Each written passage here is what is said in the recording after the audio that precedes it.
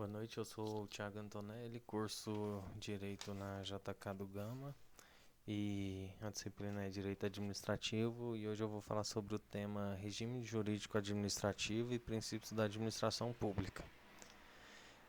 O regime jurídico, como um todo, é o conjunto de normas que dispõe sobre certo sujeito, bem ou atividade.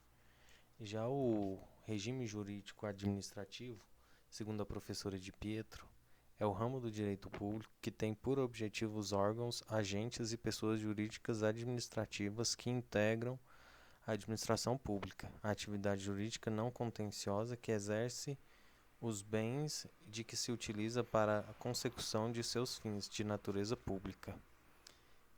O regime jurídico administrativo funda-se em duas características básicas: as prerrogativas e as sujeições. As prerrogativas elevam a administração pública a uma posição de supremacia diante ao particular. A administração pública pode praticar atos que são vedados aos particulares, tudo visando interesse público. Assim, a administração pública pode desapropriar e requisitar bens, ocupar temporariamente imóveis alheios, impor sanções administrativas, criar obrigações para os particulares, entre outros. Também goza de privilégios, tal como presunção de legalidade e legitimidade de seus atos, imunidade tributária, processo especial de execução, entre outros. Quanto à sujeição, a administração pública está sujeita a restrições que não são comuns aos particulares, como forma de garantir que o interesse público seja atingido, sem interferir na liberdade dos indivíduos. Os interesses do regime administrativo. Tem um interesse público privado, onde o interesse público primário, onde o interesse da coletividade possui supremacia sobre ao particular, e o interesse público secundário, que é o interesse público que visa o patrimônio do Estado. Princípios da administração. Os princípios são as proposições básicas e os fundamentos de uma instituição. Há dois princípios fundamentais do direito administrativo, que decorrem da bipolaridade abordada, a autoridade da administração e a liberdade do indivíduo. São eles a supremacia do interesse público sobre o particular e legalidade. São os princípios fundamentais, porque a partir deles surgem os demais. A Constituição faz menção a alguns princípios da administração pública no artigo 37. E esses são apenas exemplificativos e não taxativos, né? Porque existem outros. Os princípios que constam na Constituição são a legalidade, impessoalidade, moralidade, publicidade e eficiência, que pode ser chamado de princípios expressos, né? Explícitos também. Vou falar um pouco sobre alguns princípios da administração pública. Princípio da supremacia do interesse público sobre o particular, também chamado de princípio da finalidade pública. Não é expresso na Constituição Federal, mas trata de um princípio implícito. Pode ser encarado sob dois aspectos. O primeiro impõe ao legislador e ao administrador que levem em conta o interesse público ao elaborar e aplicar as leis, e o segundo impõe a predominância do interesse público sempre que estiver em conflito com o interesse particular. Um exemplo da aplicação desse princípio é o direito à propriedade, que é explícito na Constituição, né? Mas o Estado pode desapropriar por necessidade ou utilidade pública, por interesse social, mediante justa e prévia indenização.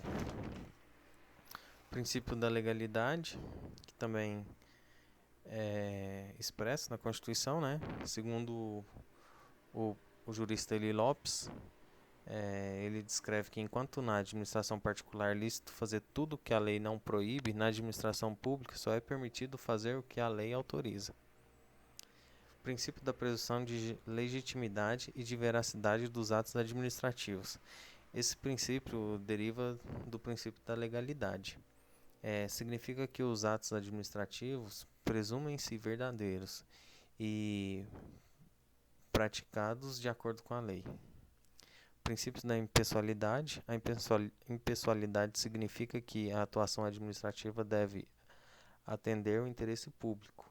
Não pode servir de meio para prejudicar ou favorecer pessoas determinadas. Princípios da hierarquia. Os órgãos administrativos estão estruturados de modo a propiciar uma relação de coordenação e subordinação entre eles. Da hierarquia surge para o superior hierárquico a possibilidade de rever os atos de seus subordinados e delegar e avocar atribuições, de punir os faltosos, sendo que para o inferior surge o dever de obediência. O princípio da publicidade. Os atos devem ser levados ao conhecimento público para que possa surtir efeito. A publicidade dos atos administrativos é regra, e em casos excepcionais pode ser sigilosos. Princípio da eficiência, que foi incluído pela emenda constitucional de 19 de forma explícita, né? Mas ele já era aceito de forma implícita. A eficiência deve existir tanto na estruturação dos órgãos administrativos como também na atuação dos agentes públicos, objetivando maior eficiência na prestação de serviços públicos.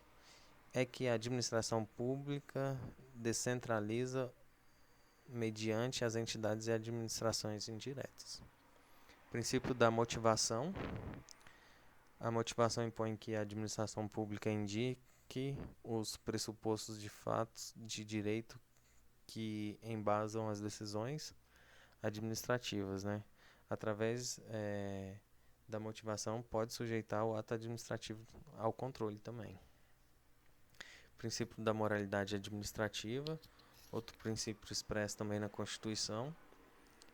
Exige que o administrador atua de forma honesta, ética, com boa fé e lealdade. E nem tudo que é legal é moral, né? Então tem que agir de forma moral. Um funcionário público pode agir de forma legal, mas para prejudicar uma pessoa que não é moral. Princípio do controle ou tutela. As entidades da administração pública indireta ou descentralizadas estão sujeitas ao controle por parte da pessoa política que decidiu pela descentralização. Trata de um controle finalístico, não devendo se confundir com o controle hierárquico. Pelo controle finalístico, a pessoa política fiscaliza a entidade da administração indireta para verificar se ela está de fato cumprindo a finalidade que lhe foi atribuída. Princípio da autotutela. Pelo princípio da autotutela, a administração pública exerce o controle sobre seus próprios atos e que lhe credencia anular os reputados ilegais e revogar os inconvenientes ou inoportunos. Princípio do controle judicial, né? Vige no nosso sistema positivo o princípio da infalibilidade da jurisdição. Mesmo que a administração pública seja provocada a dizer sobre a legalidade de determinado ato e rejeite o pedido feito na esfera administrativa, ainda resta o controle judicial da legalidade. Então é isso, a minha apresentação sobre regime administrativo e princípios da administração pública. Obrigado, boa noite.